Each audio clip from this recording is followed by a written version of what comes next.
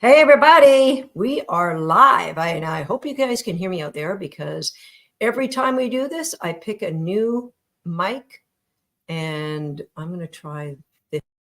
See if that works. Can you hear me? Look at those cutie patoots out there doing their job, waiting for a chance to do some work. So let me know where you're from and let me know that the audio is working for you. And we'll get started. Yes, thank you. Perfect. Oh, wait, I should turn the camera around so that it's back on me. Okay, here we go. Saturday, I'm sitting here. I trained the dogs this morning and I thought, let's do a live. There's been a lot of questions that have come in about our fourth Shape by Dog anniversary. And let's have some hearts for Shape by Dog. Please, in the comments, let me know where you're from. And give this a share. I'm going to tell you what you can get. You have a chance to win. I'll tell you that in a second, but I got a couple questions for you. First question. If you could pick one skill that your dog was flawless at, what would it be? One skill. We got Scotland in the house. We got Alabama, Germany. Hello again from Germany. Practically like we're relatives now that I have a dog from Germany, right? Another one from Germany. Yay. Illinois, Canessa, Georgia. One skill. If you could pick one skill that your dog would have flawlessly, what would you? Oh, LOH in Delaware, Ontario. Boom, ba boom. Bow. All right. I'm interested to know why you would want that one. Healing. Oh, recall. Healing. Greet people in a calm way. There's somebody working on some utility exercises that are a little bit frustrated. That's what I'm sensing. One, you have to forego it all. So if you have perfection anywhere else, you're forgive everything except I'd like this to be flawless. Petra says, bring me. Come on. Petra, we can get that for you. We got you. Hand target. Recall. It's interesting. Diane says, I want heal. We got the Netherlands in the house, Murfreesboro, Tennessee. We drive through there quite a bit. Less barking. Okay, that is not a skill, but the art of being quiet is a skill. Less is ambiguous. Until you get that very particular, you're going to be challenged by that. Less barking. Less barking is too ambiguous to teach. You can teach something very specific, but you can't teach something ambiguous. Dogs can't learn like that. Calm greetings. Okay. To push into me for bite work rather than pull. Ooh, so you got different sports watching. I love this. Okay. I have a question for everybody out there. And, there's no way of you knowing the correct answer or the absolute specific to answer this, but I would like a ballpark percentage. What percentage of the time will your dog come when called, when off leash in a high distraction environment? How often would that dog come when called? Oh, Petra, that makes more sense. So what percentage of the time, like 50%, 25%, if your dog is in a high distraction environment and they're not near you, what percentage? Now there's some honesty. I got anywhere from 95. Janie said never. Really? 70%, Mark says. 90%. So for anything except a female dog. 95%. Well, you guys should be proud of yourselves. 0%. I like that. So highly distraction filled environment. I will tell you, I would expect different things from different dogs that I have. I would think that momentum and this Swagger's hearing's not so great. But for sure, if he could hear me, I would think those three would be pretty close to 100%. I'm never going to say 100% because they are dogs. Um, Tater salad would be, because we don't take them very many places off of this property, it would be very low. On the property, I would say I'd be more like 75%. And the puppy, I bet you he's as good as my older dogs. Because the highest distraction environment I could put him in right now is letting him chase the other dogs, and he'll still come back when I do that. Wow, that's awesome, Crystal. So it's just female dogs. Well, let's fix that, girlfriend. Oh, okay, new rescue 0. That's understandable. Aw, 90%, but he's been following dogs out since he was a baby. Allison, really? Come on, girl, let's go. Brittany, nice. I like it. So if you have 0, I would say if you have less than 75, if you said less than 75, one of two things is going to be happening with your life.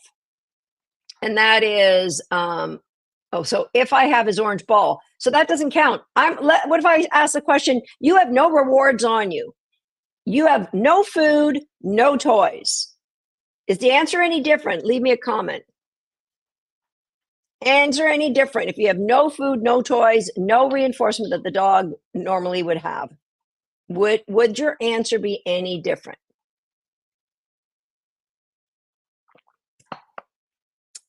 So yeah, if you got a new foster, then you're just definitely going to have a different, yeah, then it drops to 0. This is the answer I want, Janie. And I would expect that my students who have been through recallers, they would be able to say the same thing, that it doesn't change. That's awesome. I don't think so. I must have learned my mechanics from you. So what I want you to realize is if the answer changes when the dog knows you don't have any reinforcement on you, then what you're missing in your training is the transfer of value. And that is what all of our programs bring to people, the transfer of value. So that is really, really important to evaluate. Do I have that? If not, what can I do to put that back in? How far down do I drop in my fundamental layers? So if, I'll give you an example. My very first ever agility dog, Shelby, she was amazing. She won the US national championships in different venues, not just like USDAA and NADAC. She was phenomenal. But early in my career, I realized we didn't have a transfer value. Keeping in mind, this is the first dog ever that I trained agility in. Agility had only been in Canada for a few years. It was 1988 when I started training her. And at the time, I was taught with lures. And then if she didn't listen to me, with a correction. Little Jack Russell Terrier, she was awesome little dog. And so I don't know, it was maybe our second year into agility. And it was our first 4-day trial. And it was the last class on a Sunday. I let out 3 jumps and I released her. Boom. And she sat there and blinked. That was weird. No. Now, I always knew she always ran faster for the last 4 or 5 obstacles on an agility course than she ran for the first 15. Any of you have a dog like that? That they go like, we called it egg beater legs. Her legs would be going like 1,000,000 miles an hour. She was only 9 inches tall. For the last 5 obstacle, she was like a rocket launched Jack Russell Terrier. For the first 15, it was more of a canter. But this class, this pivotal moment in my career, I didn't say break. I would have said, okay, because that would have been my release word. And she didn't move.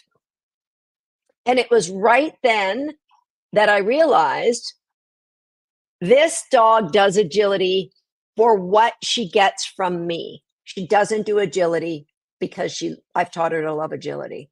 My border collie, I was convinced that she did agility because I taught her to love agility. So some dogs, you can lure them and they will learn to love agility, but not all of them. And so that put me on the quest to figure out, how do I get her to love agility regardless? And that's when I started thinking about the transfer of value. And it probably took until she was 8 or 9 years old before I really, really got it. But I did eventually get it with her. And then she did run fast everywhere. But that is a very, very common problem. So anybody out there, do you do agility? If you do, have you ever had that problem where the dog runs faster at the end than they do at the beginning? And that is a classic sign of transfer of value hasn't happened. As is, will your dog come back if they know there's no reinforcement, right? Will your dog come when called, when you don't have, I can't say there's no reinforcement, because you've done your job right. The reinforcement is you. All right. So that is a question that I'm asking. I'm just going to go over, and here we go. Now, with my puppy, he's 9 months old. Let's go to puppy cam here. He's 9 months old, and I don't know if you guys can hear it, but downstairs, the other dogs are eating. They're eating their dinner. It's dinner time for my dogs. And these two boys up here, my mom might need me to do something. So the big reinforcement, and now I'm going to turn this around and I'm going to change, because I don't know if you're going to be able to hear me. I'm going to change my microphone so that hopefully you can hear me. Okay. So my team will tell me if you could hear me or not. So I woke him up, and now he knows, oh, they're downstairs, they're eating. But do you value what's going on over there more than you value what you could get with mom? So I got cookies. He loves cookies. And I got his toy. So we'll start with his toy. Strike. He's just sleeping. We're a little bit slow. Mine. Strike. Move this bed back a little bit. Okay, so this is a high value reward. And does he value it more than, let's say, cookies? Mine. Cook. Over here and sit. Ready? No, you don't have to be in your bed. Sit. Good. One. Nice. Cookies. So I still got cookies. Will you strike? See the decision making? I really want those cookies, but I will take that. I will take it. I will take it. I will take it. Get it. Strike. Yeah. Get it, Stan. Yes. That's it. Now, mine. Happy top. You have it. Good. So I'm going to take some cookies, put them in the bowl. Do you like cookies? Do you like your toy more than you like working with me? So I'm just going to take all the cookies out of my pockets. I got nothing. Betty, right, put your paws up. Ready, side. Nice, let's go. It's a good. Yeah, good boy. Yeah, see them over there too. What is it, boy? So he sees that. Then I say, bring me.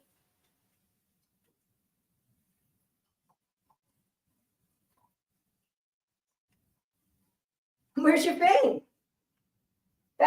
There it is. Bring me. There we go. So he really would like the cookies, but because the value is with whatever I say, mine, side, bring me.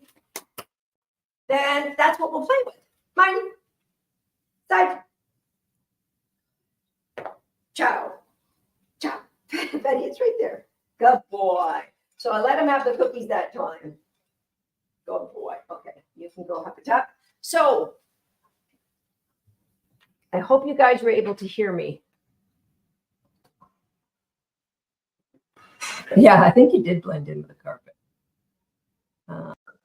Okay, how was the sound? Were you guys able to hear me when I was out there?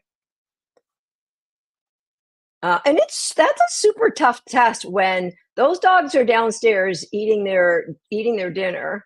Oh, I got to turn this around now, because that's my camera. Oh, okay, great. So dogs are downstairs eating their dinner. I mean, they would swagger and profit. Yeah, where's my dinner? So once you get the transfer of value, and that's what we do in our programs, it's all about the transfer value. It's all about creating one layer and then adding to another. There was a question on Instagram. I'm pulling up my questions. Um,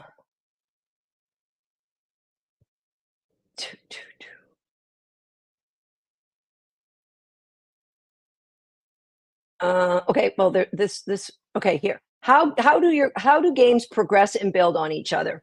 So there'll be very basic games that if you were to come into, say, recallers, that there are these basic games, and it will be things like a can will your dog take a toy?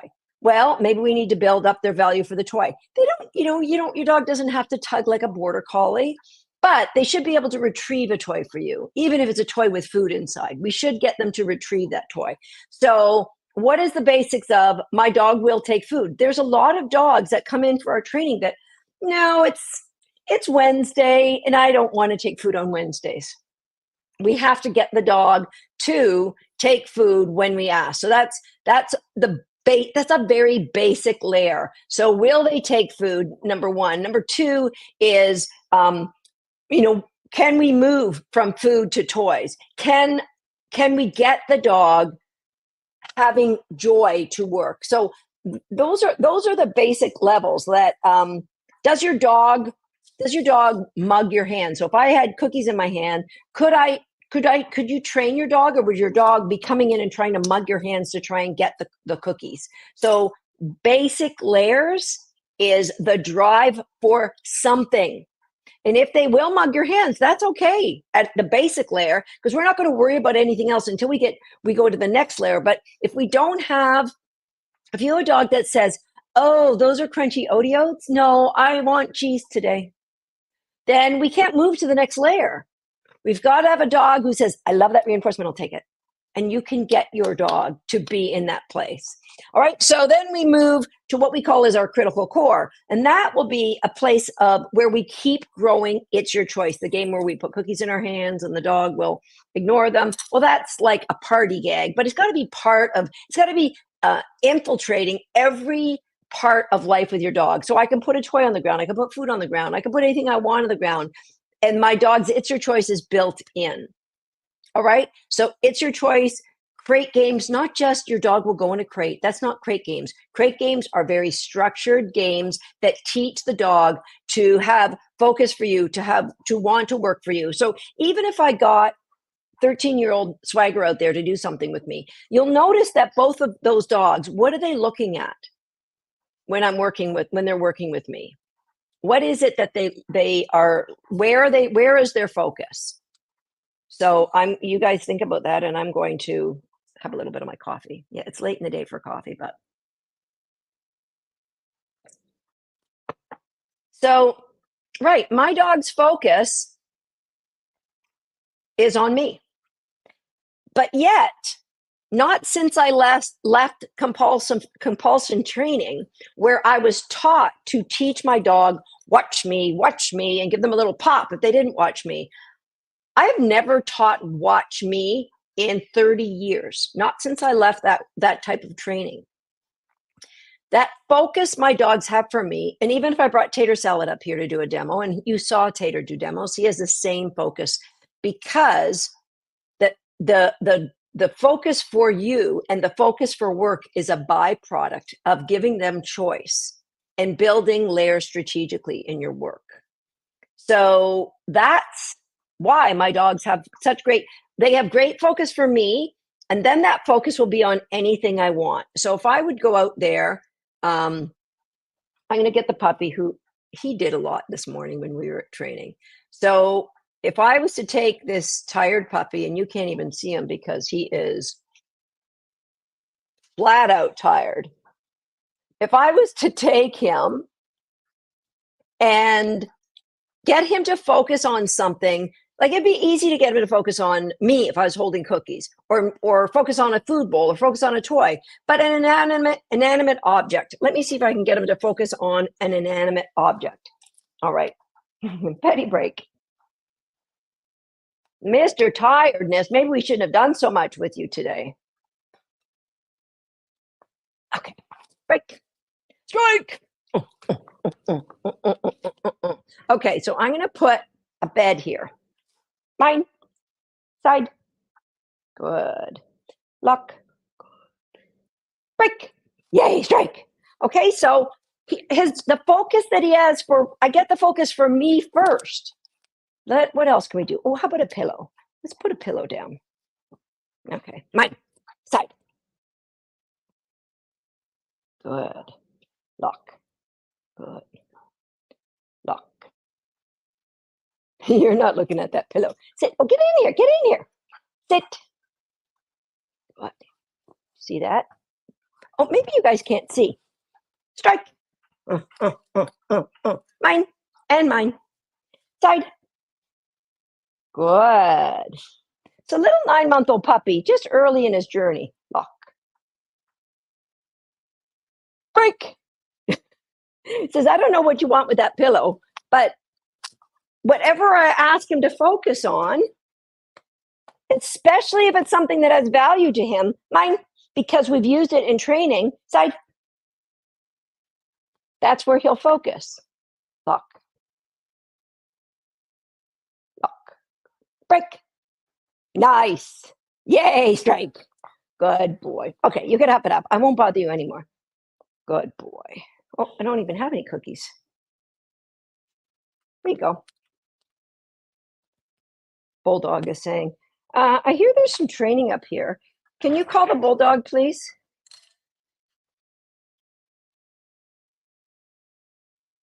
All right.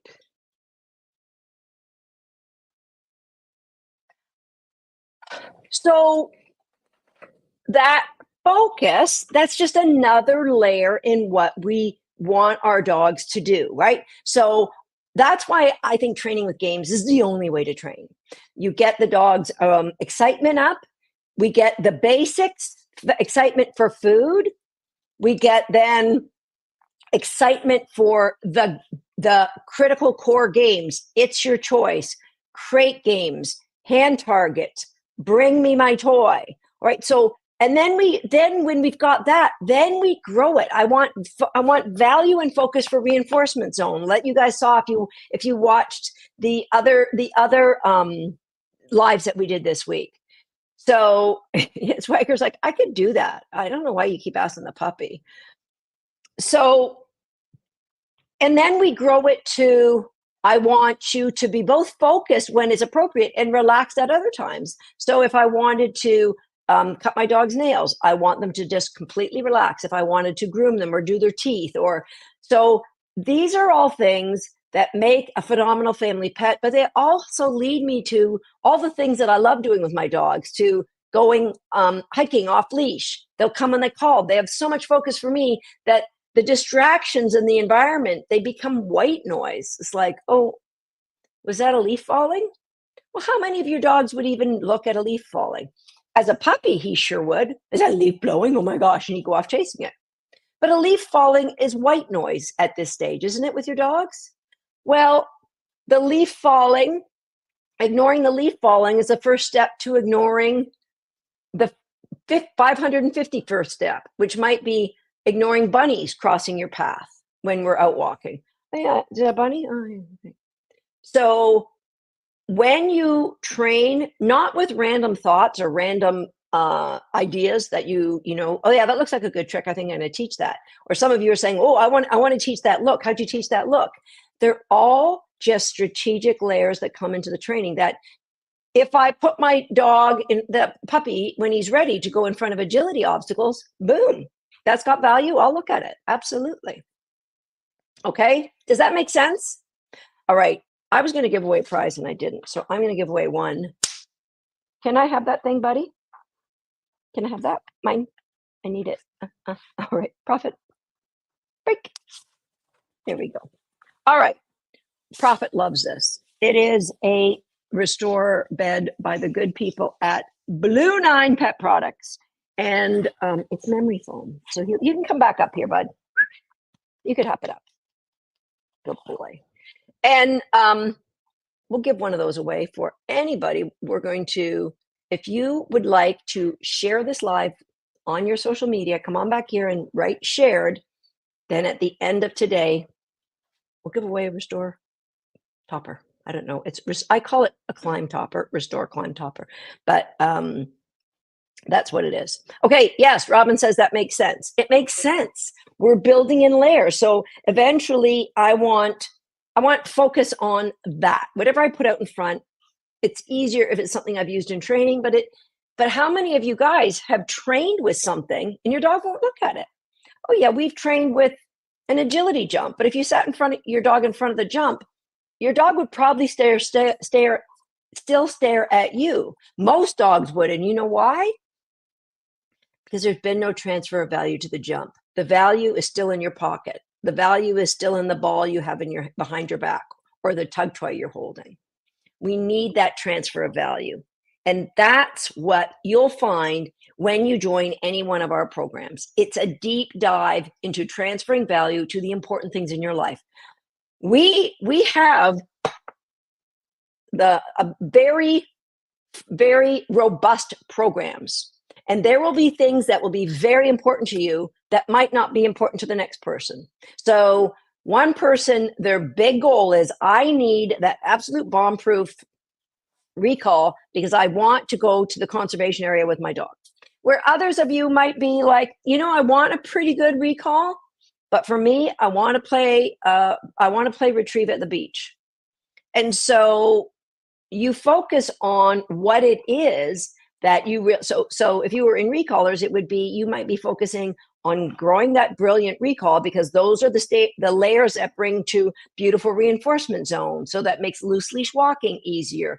But you're also focused on, I want that dog to bring me that toy. I want my dog to let me cut their nails. Those are the things that we're leading you to. And if you have an interest in dog agility, then of course, we build that focus, that transfer of value, layer by layer, and we start it with you, that we help you in Handling 360 to understand the role you play in your body movements. And then we teach verbal cues in the way that the dog understands not what obstacle we want them to take, but the path. And that's so important. Most people will teach, well, that's a tunnel. Tell your dog it's a tunnel. Well, we have 5 different things we will call a tunnel, depending on if we want the dog to go straight and take the next obstacle, or we want them to turn and take an obstacle over there, or turn back towards us. So a jump has many. Now, a lot of the world has started to catch on to this that we've been teaching for 13 years. But the way we've finessed the way we teach it now allows people in our programs to learn it so much faster. It's exponentially faster. So it's the same layers of learning, it's just applied in a different way. Okay, now I bet that, so Janie, I need that focus and build confidence everywhere. There's a lot of people that that you might be sitting there going, I don't see how this is going to be possible for where my dog is at right now. We are too far gone getting that focus. And so I want to share with you, this is a note we just got in today from one of our students. I'm changing her name. I'm changing her breed of dog because we haven't even got permission to share her story. So I'm changing anything that might tie her exactly to her. But if she gives us permission, I will post it. Okay. So I wanted to share this because I would imagine there's many people that feel the same as, what are we going to call? What are we going to call this lady? We're going to give this person a name. Let's call her Holly. Let's call her Holly. All right. Holly said, sorry this is so long. I'm so grateful for Susan and recallers. I grew up with dogs, German Shepherds, Schipperke, and Springers. Remember, I changed the breeds. Then I got a pup I always wanted, a border collie. House training was an absolute nightmare. The nipping, the biting were the worst. She ignored me. She chased my old sick cat relentlessly with zero recall. I thought she was the dumbest, most stubborn dog I've ever owned or trained, even with a clicker.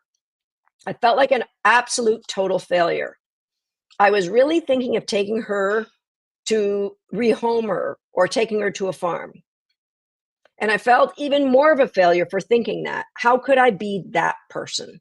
All right, so far, anybody relate to this frustration? You might not have had the same thoughts, you might not have had the same problems, but any of you, can you put yourself, I was there? You might be still there, as our friend Holly. Well, a recaller student on another feed said to check out Susan Garrett on YouTube. So I did. We joined recallers this past fall, and we went at an absolute turtle's pace until I had a health challenge, which halted everything. But our relationship had already changed. For 4 months, I was just this side of bedridden. Buddy, not real name of the dog, Susan's name, Holly's dog, Buddy. Buddy stayed at my side and followed my cues, except for super high distraction recalls, as I added them back into our routine and I was able to get up and around. She's closer to calm around all cats now. We're back to adding recaller games into our days, and my trainer is helping me prepare Buddy to be my service guide dog if needed. So the dumbest dog ever turned out to be my best friend ever. So glad we didn't take that trip to the farm or rehome her. So grateful to that recallers member who pointed us to this community. So humbled to realize I was the dumbest pet owner ever until Susan and recaller showed me a better way. Literally, that just came in this morning. And we get these beautiful stories pretty much daily. And I wanted to share that with you because it doesn't matter where you are. There's hope. There's hope for you. And when you join one of our programs, you might go, well, I don't see how this is getting me where I want to be.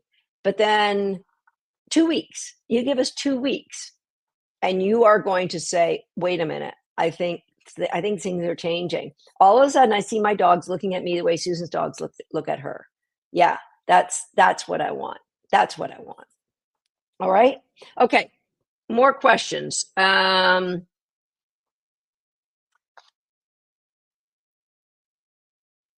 was a few more. Hold on. I got to go back to these or I'm going to forget these ones.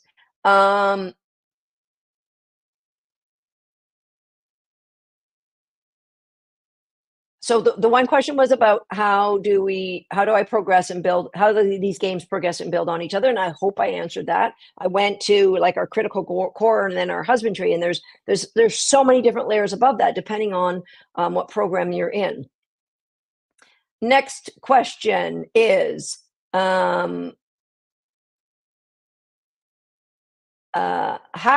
acquisition fluency and how to balance building on existing skills and introducing new ones. So the really cool thing, and I'll just explain what the question is how do we help our dogs acquire new skills and get fluent, meaning that they have great repeatability on one cue versus adding new behaviors to the repertoire. And the way that I have always trained my dogs, well, not always, but certainly in the last 30 years, is what I called in one of my podcast episodes recently as behavior blocks.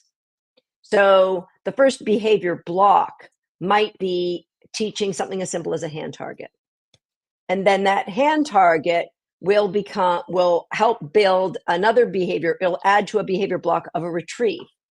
So the behavior block goes with, can you pick up a toy and touch my hand with that toy? So everything. So as we are, the acquisition of new skills and the fluency of old actually go like this, because as we are getting acquiring new skills, they're all coming through the building blocks of old ones. So we're continuing to get fluency on our old blocks while we're building new and beautiful blocks, right? So that's really how we work. Okay. How do you break down jumping up behavior or to let them know when not to jump on you? So with my dogs, I'm not as obsessive about it as I used to. My dogs, I would never let them jump on me because I have a brother who's mentally handicapped, and if he jumped and he if he got jumped on, then he would not he wouldn't be kind to the dogs. So it's super important I never put my dogs in that position. They never jumped on people. I always give the cue of my you'll notice when I want my dogs to jump up, I put my hands up. The problem is when anybody puts their hands up around this house, my dogs will probably jump in their arms or at least jump up on them, and they might not expect that. So that's how I prevent it with myself.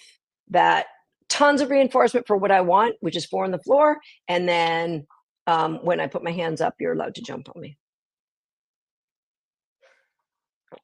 Um,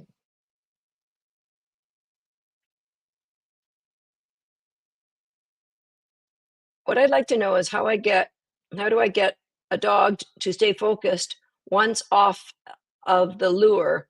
How do I explain this to someone I'm mentoring as the dog they're training seems to lose focus on what they're doing once the lure is taken away? Okay, Fiona, I don't train with food lures, so I don't have to worry about how to keep the focus on me. So I would recommend you try 2 weeks.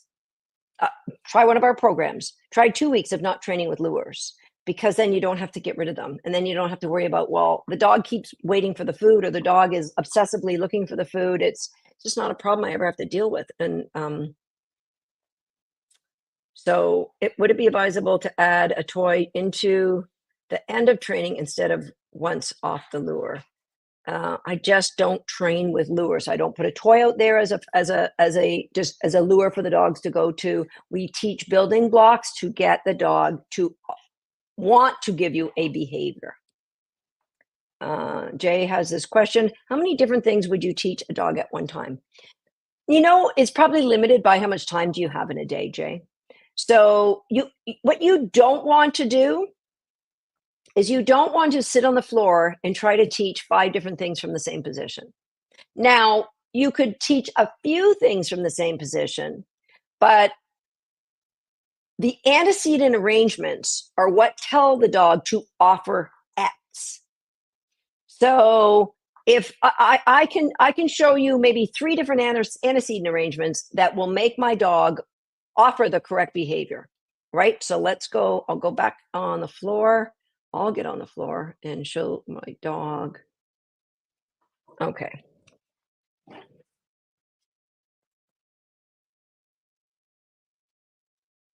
So here is antecedent arrangement number 1. What do you think my dog is going to offer? So I'll work on 3 different behaviors. Betty break. Good boy, cook. So I worked on this behavior. Now I'm going to go search. That's gone. Strike. Yeah. Now I'm going to work on this behavior. Okay. Now that's gone. And now I'm going to work on search. Search.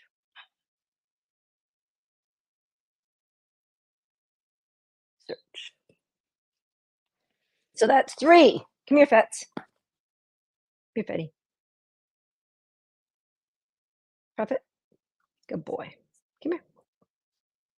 So there's a little confusion because he's offering the thing that I just did because I went to a different position, but that wasn't enough. So I'll have to tell him, lie down. Good. Good. Come here. So he's confused. So what I'm going to do is I'm going to change this up one more time. That was a good demo, buddy. Showing them. Watch this one. Okay. So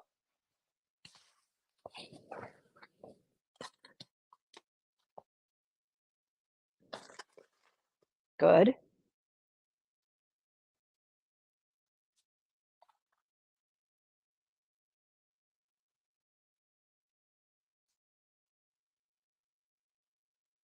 Your fits. Break.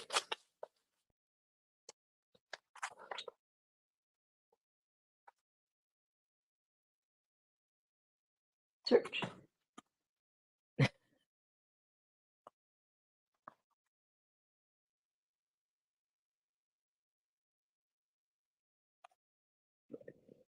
Well, that is nice.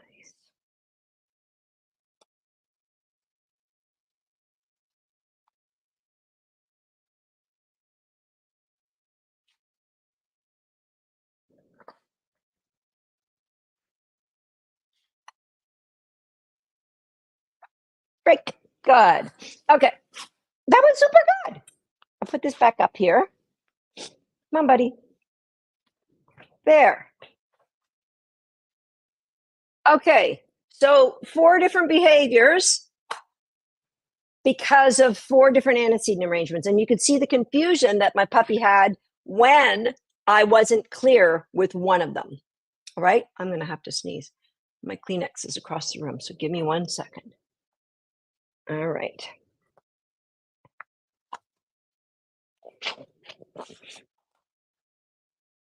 So how many different things can you work on? It's endless. As long as your antecedent arrangements are very, very clear for your dog or your puppy, what you want to work on, right? And the one thing that I shifted just by going from my knees to my butt, I was hoping was enough for him to know I didn't want back up anymore. I believe it's episode number 170, Claire. But somebody on my team, I'm sure, will be able to help you. Okay. We are coming up close to an hour, so I would like to know, do you have any questions about our programs before I hop off here?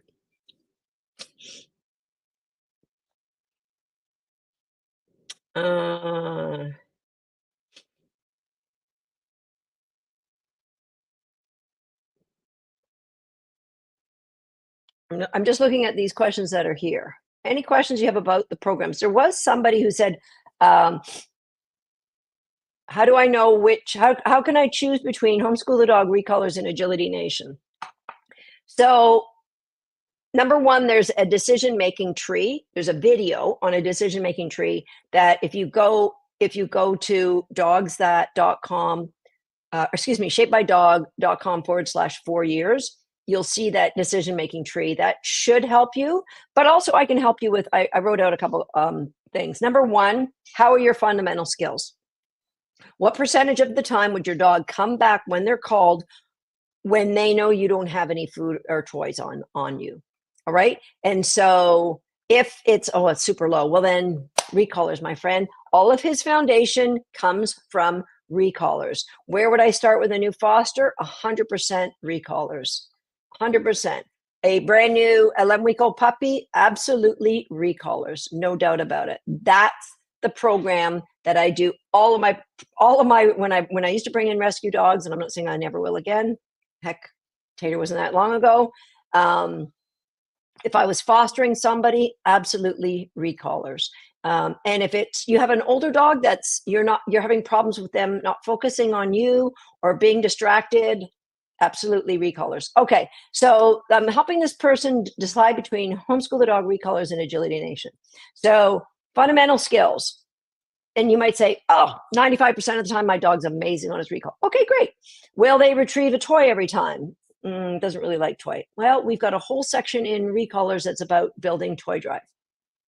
If you want to do agility, you can do agility without toy drive, but we would like you are going to be challenged with most dogs to get them to run as fast as they can. It's possible, and we can help you, but it's much easier if you have both food and toys. Does your dog have joy to work? That you get them out and they're like, yeah, what are we going to do? Oh, this is so exciting. I can't wait. Let's do something. And if they don't, then Recolors. Absolutely. Oh, and, homeschool a dog. If you aren't in a position, maybe you're brand new to our community. I just found Shaped by Dog last week, and I don't know if I can make the investment of Recolors. It's financially, it's a big stretch for me. Well, tip your toe in the water. It's just a 4-month commitment with Homeschool the Dog, but it will get you started, and you will still see a tremendous turnaround in your dog. It's just not as big or intensive. There's not as many extra things in Homeschool the Dog, and obviously it's not nearly as long either. It's not the year of coaching. Okay, how do I get my so my questions were, does your dog, this is the biggie. Most dogs, many dogs, that if you're struggling with agility, or you're struggling with, I want to do hoopers, or I want to do search and rescue, I want to do frisbee, that you're struggling with these things, but your dog doesn't have focus for work. Well, you need recallers first. Absolutely. And then Agility Nation versus Handling 360. Well, if you're having amazing success in agility now, but you need help with your recall or your weave poles, or you want to get a faster seesaw, or you just want help thinking of new ideas for fitness or a lesson plan, then Agility Nation, you've got a smorgasbord of all those things. But if you have a dog who isn't qualifying in agility, or is not going as fast as they can chase a cat, then Handling 360 is the place to start with that dog. Okay? And WAG Nation, you can only get to through Homeschool the Dog right now. Okay? Seeing if there's any. Do you think I can join H360 if I just started Recallers Alumni? Katerina, I believe it would be a great time to join H360. But if you're uncertain, ask one of our coaches. So you can either ask in Recallers or contact the team at wag@dogset.com, and they'll help you make that decision based on how much success you're having with your dog's focus and drive to work. Okay, because I don't want to overwhelm you and say, yeah, join all our programs. Heck, why not just join 5 of them? I really want you to do what's best for you and your dog. All right. So somebody said, I just want to do agility for fun.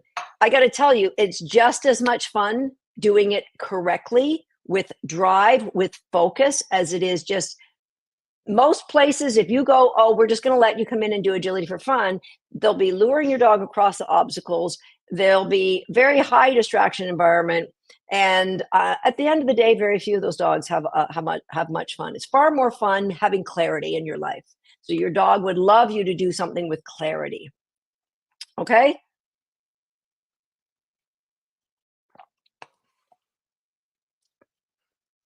Can crate games be taught in small pieces versus 1 to 3 all at one time? Sure, Kim.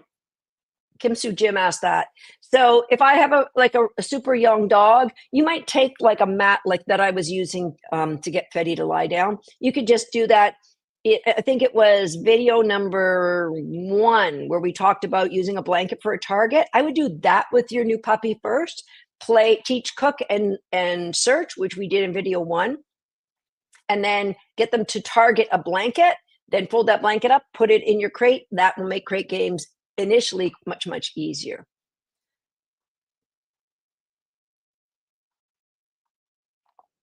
Okay, any other? So Sarah Johnson, I learned the best way to see change is to set intentional language. Instead of, I'm having so much trouble, this is hard, I'm terrible at this, I would say, we will have a great time nailing the things that I know today. It's going to rock, and my dog will have so much fun. The next day, I will succeed at connecting with my dog and having fun and trying a new skill for 10 minutes. That's really helped. That's awesome, Sarah. And really, it's your mindset is everything. So some of you are saying that I don't know that I can try this because I'm not good enough. My dog is not smart enough. My dog isn't fit enough. It's a huge investment and I'm not willing to take that risk. We have a guarantee because we don't want anyone in our programs who doesn't want to be there. So we have a guarantee. You come in, you try it, you see, you get some value in the first two or 3 lessons. You will see a difference, and then you can make a decision inside the program with much more clarity than you can outside. So if you are on a fence, join the program, experience it, and then say, what was I thinking? Or say, I got to get out. Because if we're not your people, honestly, we don't want you there. it's too disruptive to the rest of the community. But if you're still watching this, chances are we're your people. We're your people. Watson said, as a one-handed handler, the coaches in homeschool the dog have been really helpful. So that's awesome, Watson. We have tremendous coaches. So, whatever is holding you back, ask yourself what's next. So think about where you were like a month ago with your training challenges, or 3 months ago with your training challenge. How is it going to get different? Is your dog still going places on the leash? Are you still walking at off hours because you don't want your dog to react with a neighbor's dog? Are you still not moving forward because you don't know where else to go? Then let us help you. We've got a team of brilliant coaches, and the program is so intuitive that you will have success. And if you're questioning something, you post a video. And we'll look at your training and we will tell you this is what you need to do differently. All right. Any other questions for me? I got to give away a prize. So our prize, okay, I see it. Valerie Fanton, you, my friend, win a Restore bed. A Restore bed. So shapebydog.com/4 years. Just go in there, look at the decision-making video, check out the programs, and you might think, oh, well, I think I can do this on my own. But the investment you are making is one trip to a veterinarian if your dog gets into the garbage and eats something they shouldn't have. They need their stomach pumped out. Or it's like a tenth of the price if the dog gets into something worse and needs some serious surgery. It's an investment not only in keeping your dog safe for the rest of its life, but keeping every dog you'll ever own safe for the rest of their life. Plus, and probably as important, it's an investment in creating a better bond with you and your dog, getting that kind of focus and that kind of joy in training. Training doesn't have to be miserable. It really shouldn't be. My mentor, Bob Bailey, he would always say, when it's right, it's easy. And I think when you educate a dog with games, it will be more successful. Number one, because you'll be having fun, so you're more likely to follow through with it. And number two, the dog's going to be having fun, and they're going to come to training every day going, what's next? Right? And that's what I want for all of you. Okay, I'm going to jump off. Leave any questions on this live. This is a great question. Should my husband and I both handle the dog to train? I think it's great if both of you go through the program. And so one can train at one point, one can train at another. You can discuss how it's going, or you can train together and the dog gets handled one repetition with one dog and another repetition, and one handler and another repetition with the other. But why I think that's great, and if you have children in the house, I think it's great for them to be involved as well, because then the dog learns they're part of this family and that they will respond to both of them. And first of all, Sherry, I don't know why I should say that first, but kudos to your husband to wanting to be involved, and kudos to you for making it be something that he does feel like he wants to be involved. So that's a great comment. Thank you. And if your husband doesn't want to be involved, guess what? You can build this amazing foundation, an amazing relationship, and have this focus from the dog, and your husband is going to go, or your wife is going to go, why can't I get that? Well, and they'll figure it out. Okay, can you teach me how to play one of those games? What you don't want to do is to get naggy at them. I'm doing this. Why are you doing this? The dog's not going to listen to you. No. That's not the be kind way. This is what I'm doing. Just, if you're interested, if you're curious, let me know. And Susan said, we're in the same family and we're living under the same roof, that you can learn from the same program. Okay. All right. I'm going to jump off. Thank you guys for all of your questions, and please check out at shapebydog.com/4 years. See what program is right for you and your dog. We'll see ya.